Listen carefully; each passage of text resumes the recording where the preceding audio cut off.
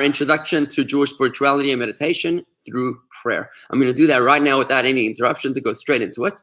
What we're doing right now, the purpose of our session is to be able to to make Jewish prayer a spiritual experience. To make Jewish prayer a spiritual experience. So many of us have never been taught a spiritual context to Judaism. You know, we have to go to the Far East to learn how to meditate. Why can't we do that in our own shuls? And that's what this course is about. It's about learning how to spiritualize your Jewish identity, your Jewish practice, your Jewish ritual, your prayer experience. Now, if you want to see the past lessons of this series, just go to youtube.com/Jewish Gardens, where you will see a playlist. You'll see playlist at the top of the page. There's playlists which show radio shows, they show Talmud study, Gates of Trust. You'll see Introduction to Jewish Spirituality and Meditation through prayer, and you'll be able to listen to the past 5 or 6 sessions that we've had to be able to bring you to catching up with us so that you can become familiar with our style of study. What we're trying to do is 3 levels. Number 1, to teach you how to read Hebrew in a quick crash course. Number 2, to teach you how to understand one single paragraph of prayer. That paragraph becomes as comfortable for you as reading the Palm Beach Post. Something which is easy to read, it's intuitive, it's intimate, something which you're familiar with. Instead of feeling like you're reading in ancient hieroglyphics, you feel that you're reading something which I understand. That's level 2 in understanding. And level 3 of this course, which is all simultaneous, by the way. Level 3 of this course is to be able to give you meditative tools to explain to you the spiritual context of what we're doing, why we're doing it, and thinking points of what you could be meditating upon every time you see certain words and what they represent. So right now what we've done is we've taken on one-line prayer, which is the prayer before eating bread, Baruch atah Hashem Elokeinu melech haolam hamotzi lechem min haaretz, and we've explained so far the meaning of Baruch, which means blessed, or in a deeper interpretation, it means drawn or extended or brought to me. That's the meaning of Baruch. Atah is you in the first person. We're speaking to God face to face, an extraordinary meditation of realizing that only we human beings have the ability to confront God face to face. And then we spoke about the 2 names of God, Havaya and Elokeinu, which were the first one is God the way he is unlimited, Elokeinu the way is God the way he is limited. And what we're saying is that we're drawing through this mitzvah God's unlimited power into this physical world, into Mother Nature. We're illuminating this world with the light of God. That's what it means, the first 4 words of any blessing, folks. Anytime you say any blessing, this is a meditation that you should and could be thinking about to make it a spiritual experience. If you just think about those 4 words and nothing else, just those 4 words and nothing else, you could be having a profound spiritual experience. And I really want to encourage you to explore that. I think that's going to be amazing for you to be able to explore that in a way that you can meditate upon every single time that you make a blessing. You can really think about, the fact that through this mitzvah, you are drawing down godliness into this physical world, into you, and you're doing it. You're pulling it off in the most beautiful way, right? And that's the meditation. Again, if the details of meditations are in the first 5 lessons that we taught so far in the playlist on youtube.com/Jewish Gardens, the playlist that's called Introduction to Jewish Spirituality and Meditation. Okay, so now we're moving on to the next words. Good morning, Susan Pelosi. Good to have you with us. I hope that a meditative component of prayer. By the way, comment from Julia, the women in the movie are seen as baby machines. We're talking about the movie Unorthodox on Netflix. The women in the movie are seen as baby machines and are here to serve the man. The acting, fashion, and traditions were beautifully portrayed. Okay, now, baby machines is so deeply insulting to a woman. That's not how Chabad views women. Ladies in leadership is something which we're very, very proud of.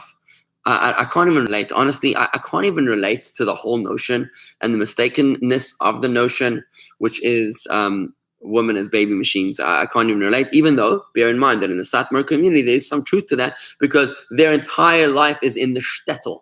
They're not looking to conquer the world. They're not looking to travel to Tahiti. They want to stay within their little shtetl. They lived like that in Poland, and they want to live like that right here in the United States of America, in New York. They created a shtetl. So the role of the woman for them is they're perfectly content. Even the man is not looking to conquer the world. They stay local. So for them to make woman baby machines might not be so out there for them. Maybe they like it. I don't know. Anyways, back to spirituality. We're moving forward. So now, we said that the meditation that we're learning about in the next few minutes, not another 5 or 10 minutes max. I'm just going to keep it short, just to respect your time. We learn every day, 8:30 till about 10 a.m. Right? So you know that it's not an endless learning. So the meditation here is like this: Baruch atah Hashem Elokeinu, Baruch atah Havai Elokeinu. We did the first 4 words. Then we go into melech haolam. So when you say melech haolam, what is the meaning of the word melech? Melech. Melech is an interesting concept. The word melech means a king. And we speak of God as the king of the world. Melech haolam. The word olam, these are 2 words that we're going to meditate upon today. Melech means king. And I'd like you to make that your next word in your Hebrew word diary. We're developing a Hebrew word diary. We've had already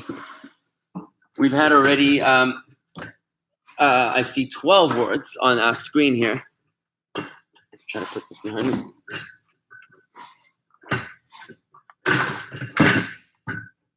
Oops.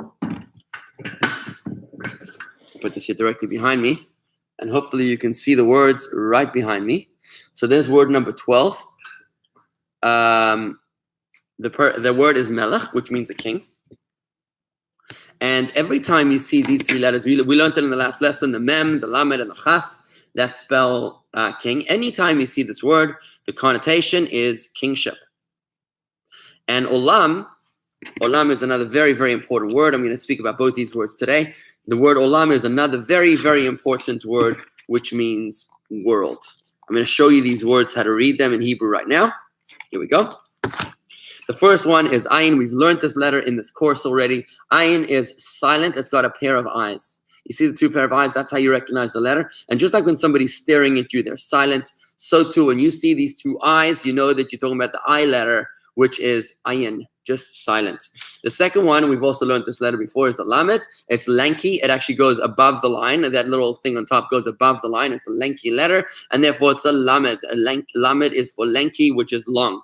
Right? We also learned this 3rd letter, which is the mem, which looks like a mountain. You see the base, you see the peak, and you see the flag. There's a little flag on top. When a letter looks like a mountain, you know that it's a mem. That is the word olam. Again, that word is right here, olam. Now in Hebrew, we said that just like in English, you have letters at the beginning of a word spell, the letters change, the capital letters. In Hebrew, that's what happens at the end of a word. Letters never change at the beginning of a word, they only change at the end of a word. So this letter mem at the end of the word becomes a final mem, which is a closed mem. And looks marvelous. And that's why this word ayin lamed mem spells the word olam. That is the 13th word in our Hebrew word diary. Our goal is to build up the Hebrew word diary, to write up these words on flashcards, the Hebrew word in the front, the English translation on the back, with a deeper meaning on the back, just like I did it on the screen behind me, so that when you read these words on your flashcards, you'll go over them 5, 10, 15 times a day. And when you do that, what's going to happen is, I want to welcome my cousin from Coronado, California, Zeldy Fratkin. Good to have you with us. Thank you for joining us this morning. When you go through these flashcards every day, you'll become familiar with the words. That way, when you see the word in the siddur, you'll be like, oh, I know exactly what that word means. I can read it, and I understand what it means, and I even know what the meditation is. So I'm going to start off with the word olam today. The word olam means world.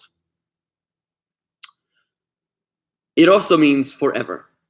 Like le'olam means for the world, like until the very end. Le'olam means for the world. When something is like God is king, le'olam means for the world. It means also forever. So it can mean always. It can mean world, or it can mean forever. Now the word is very interesting because the word olam also means concealment. He'elem means hiding. He'elem means hiding. The root of the word olam is also Hiding. That ayin lamed mem means hidden. What do you think is the connection? Can you think of a connection between the meaning of these two Hebrew words, hiding and world? Why would they have the same root? Remember, Hebrew is the holy language. Every single word is connected deeply.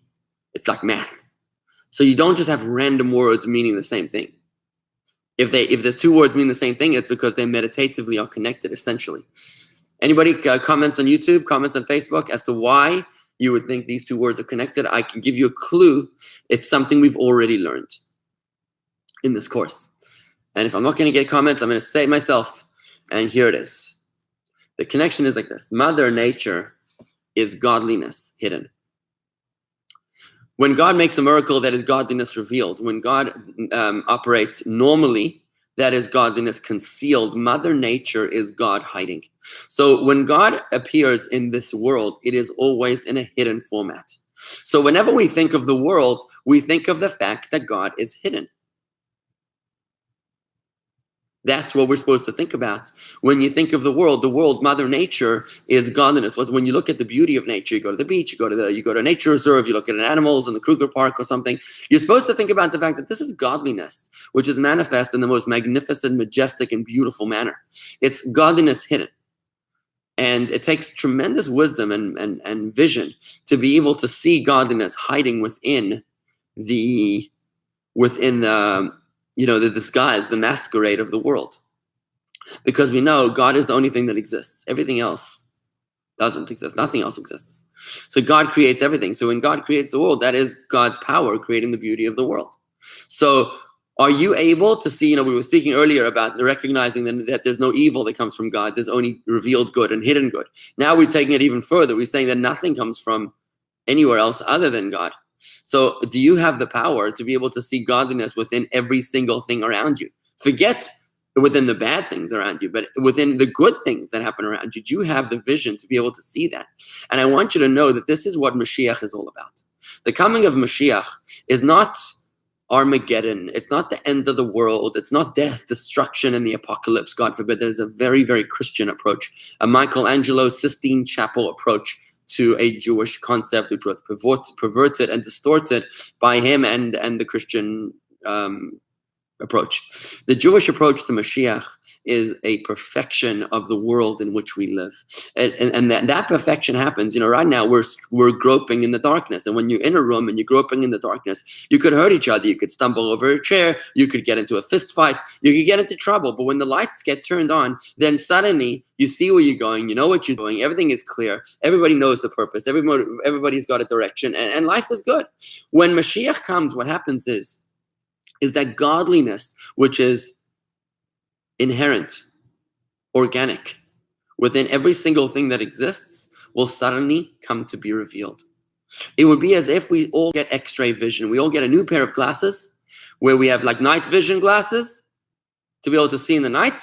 We'll get X-ray vision glasses where we will all be able to see not the coronavirus. We'll be able to see deeper than corona. We'll be able to see the godly energy, the Hebrew, the very letters which create the world. Can you imagine looking at the world, looking at a tree and seeing not just the atoms that make up the tree, as a scientist might see, but seeing the music, the letters of godly energy. Remember, God created the world through speech, right? And God said, "Let there be light," and there was light. Everything in the world was created through speech. Can you imagine looking at a tree and seeing the music that creates the tree, the divine speech that sings that tree into existence at every moment? Can you imagine walking through a forest and looking at every tree with its own music, and imagine the orchestra, the music, the symphony, the divine symphony, which is the music that creates all of the things that exist, every blade of grass. Every single blade of grass sings a song. There's a beautiful prayer that we say on Shabbos, just before Baruch Hu. It's called Nishmas Kol Chai. I'm going to read it to you. It's on page 199 in the prayer book. We sing it only on Shabbos. The soul of every living being shall bless your name, Lord our God, and the spirit of all flesh shall continuously glorify and exalt your remembrance, our King, from the highest world to the lowest, your Almighty God. And aside from you, we have no King, Redeemer, and Savior, right? And the thing continues. Even if our mouth is filled with song as the sea is filled with water. Whatever. It speaks about all the entities of the universe that sing and praise God. And that's what's going to happen when Mashiach comes. We will be able to experience the essence of everything that exists, and that is the divine energy. That is the divine energy within every single thing that exists.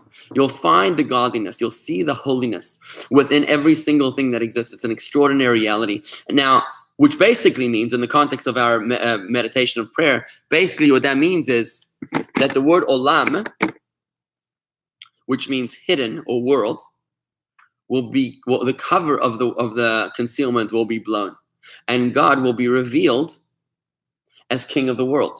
And that's the meditation that we say when we say melech haolam. Blessed are you, or revealed are you. You, first person. God unlimited in this limited world as the King of the world. By doing this mitzvah, I'm illuminating this piece of bread. By recognizing in my awareness, which is the ground zero, and the purpose of creation is in my head and in your head, in our perception, we are recognizing God as the master of this bread. I'm recognizing you as melech haolam, as the king of this bread. And when that happens, I'm blowing the cover of this of our mitzvahs throughout all the generations have accumulated. That's when the holy temple will descend from heaven. So if you think about it, every single time you do a mitzvah with a physical object, you took a cup of coffee and you made a blessing, Baruch atah havaya, Elokeinu melech haolam, you are the king of this cup of coffee. When you do that, what you're saying is that I'm revealing God as the master of this cup of coffee. It's exactly what I'm saying. God is the master of this cup of coffee, which is revealing godliness in this little tiny corner of the world. And if somebody else does that in Panama, and somebody else does that in New Zealand, and somebody else does it in Vancouver, then all together, the accumulation of our awareness of blowing the cover of the hidden godliness of the olam into melech, into king of the world, that's when we're preparing the world through our actions for the coming of Mashiach. I see the comments of you coming in. And the olam is both time and space characteristics. God is both beyond time and space. What does TBC mean? God is beyond both time and space. Olam as spatial connotations, sure.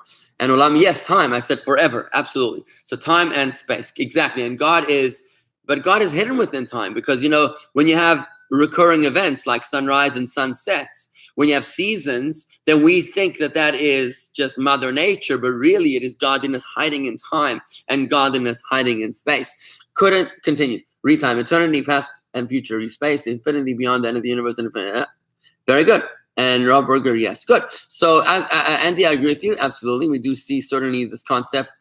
Thank you, Shelley. I'm glad that you're enjoying my concept of it. And I hope, Shelley, that I know you spend a lot of time in the kitchen and you do such a great job as the head of the committee. But I hope that you can connect with just this one prayer, this one meditation, to make it yours, to make it something which you can really connect with. This is way beyond anything that you've learned in Hebrew school. I want to take your Jewish experience to the whole new level, make it more personal, make it more intimate, make it more real. That when you say a prayer, you're not just randomly reciting a blessing like lip service, but that you're saying something which is meaningful and that makes sense to you. Baruch atah havaya Elokeinu, drawn, revealed are you, first person. God unlimited into my limited reality. Melech haolam, I'm recognizing you as master of the world. And that's what's going to happen when Mashiach comes. When it's like a Friday night. If you think about Friday night, what happens? On a Friday night, you have, think of the globe of the universe, and you have these tiny little flickering flames. Tiny little Shabbos candles, millions and millions and millions and millions of little Shabbos candles that are illuminating the darkness of Friday night. Imagine Malcolm Gladwell's tipping point when you have enough lights that the darkness is conquered and just transformed into light. That's what's going to happen when Mashiach comes. In the words of Isaiah the prophet, the glory of God will be revealed. V'nigla kevod Hashem v'ra'u kol basar, and every flesh will see ki pi havaya diber, that the word of God is spoken. That's what's going to happen when Mashiach comes. We're living in very exciting times. I believe it's happening now. This month is when Mashiach is coming. It's all happening right now in front of our eyes with this whole coronavirus thing, where we are all focused on the subatomic reality of everything around us. We're all wondering about the doorknob and the molecules in the air. Is there corona here or is there not corona here? And we're so careful about the subatomic reality. What better time for the world to think, to be prepared for the true reality of every existence to be revealed. And saying it's word number 13 in our Hebrew word diary. Write it up on your Hebrew word diary. So you have melech haolam. The word is olam, which means forever, and time and space is old, and you put it on YouTube. And when you say that word, you know that you're talking about time or space, a physical place, the world. Time or space. Olam means time or space. And then when we are saying this blessing, the meditation here is, we did 3 levels. We started how to read the word, the meaning of the word, and now we're going to the meditation. To wrap it up, is that I'm blowing God's cover. God, and the stalk grew, and we took the wheat and we ground it up into flour, and we turned the flour into dough, and the dough became bread. And this has nothing to do with God. This is not a religious experience. It is not a spirit. Divinity is present right here. God has hidden himself, but I have revealed God in this piece of wheat over here. I'd like to just conclude with a story. And that story is a little out there to think about for the day. You know, we're living in a time where you can't say Kaddish. And it's hard for many people not to be able to say Kaddish, because if you're not saying Kaddish, then how can I sanctify or elevate the soul of my loved one? But I'm going to give you a story to explain. So the story goes about the holy Rebbe Yisrael of Ruzhin. He was a Hasidic Rebbe, a disciple of the Baal Shem Tov, I believe, lived about 200 years ago in the place called Ruzhin. Now, in his shul, one day came a secular Jew who knocked on the door, and he was like, "Is this a synagogue?" And they said, "Yes. Can I pray? It is the yahrzeit of my father." He was obviously a very, very secular Jew, didn't know much about Judaism. And they said, "Yeah, come on in." And he tried to fumble his way through the prayers. Okay. At the end of the prayers, Rabbi Yisrael, the holy Rebbe, came out, the Ruzhiner Rebbe, he came out to the social hall, and he asked the man to join him to sit next to him. Now, if the Rebbe himself comes to the social hall, who's not coming? All the Hasidim packed it in. They gathered around. There were hundreds of people. And he says, it's the yahrzeit of your father. You should say l'chaim. But we don't have l'chaim. So he says, well, where are we going to get l'chaim? So the Rebbe says, well, if you send someone with some money to the store, then they can pick up some l'chaim and some cake. And we can have a kiddush. Sounds like a fundraising solicitation, but you'll see in the rest of the story. Stay tuned. So here's what happens. The guy's like a little caught off guard, like, okay. Bit of an appeal. He gives a few rubles to a chassid who goes to the store, comes back a few moments later with a bottle of vodka and some cake. They open the bottle and they pour a cup for the Rebbe and a cup for this man. Now, this guy is obviously is not accustomed to Jewish practice. So what does he do? He raises his glass and he says, "Salute" or "Cheers," whatever, l'chaim, and he chugs it down. And now the Rebbe's horrified. The Rebbe's horrified. And the guy's like, did I do something wrong? I mean, that's how we drink. So he says, so the Rebbe starts to tell him a story. This is a story within a story, like my children like to say. So the story goes, he says, the Rebbe explains to him, here's what happened. Your father passed away, and his soul needed a tikkun. His soul needed a repair, a fixing. There were some little things, a mitzvah, some merits that his soul needed to take him over the top and schlep him into heaven, into his place in heaven. So what did he do? Instead of being reincarnated into a whole new life in this world, to live a whole life, which is risky business, you never know how a human being's going to turn out, it was decided in heaven that he was going to reincarnate into a grain of wheat. And this grain of wheat grew in the field, and it was by divine providence, this grain of wheat schlepped its way into a bottle of vodka, into a vodka factory. And it came into a bottle of vodka, and it was this bottle of vodka that we bought. And the soul of your father was waiting for you to make a blessing on the day of his yahrzeit to be able to schlep him over the threshold to do the final tikkun, the final repair for his soul. And what happens? Somebody says that my feed dropped off. Are we still on? Can you still hear me? Can anybody still hear me? I see Cookie just joined us, which means that we just dropped off the feed.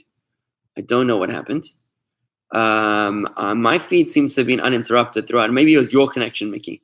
Might have been your connection. I do think that, yeah, whatever. I'm just going to go on. So anyway, so what happened was that if you missed part of the story because of your feed, you can just go rewind a few minutes, and it's on the feed here. So it's on YouTube. Thank you, Andy.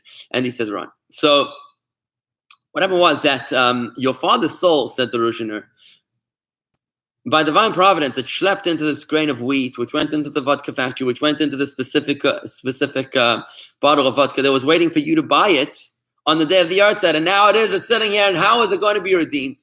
How is your father's soul going to be redeemed? By you, not just drinking it on the yard set, but by you recognizing God's power and presence over this bottle of vodka. When you would say, Baruch atah havaya, Elokeinu melech, melech haolam, master of the world, that God is the master of the world.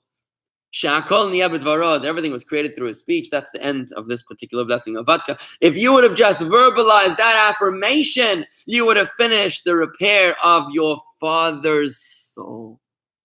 The man, of course, was devastated, and he asked for a tikkun, and the Rebbe gave him a guidance as to what he could do to fix, the father's soul. He said to him, just watch out to try to keep as many mitzvahs as you can, because you never know where destiny will bring you to an opportunity where you can redeem your father's soul. So try to be mindful of doing as many mitzvahs as you can, and that's how you redeem your father's soul. But the reason I share this story with you is because something is seemingly simple.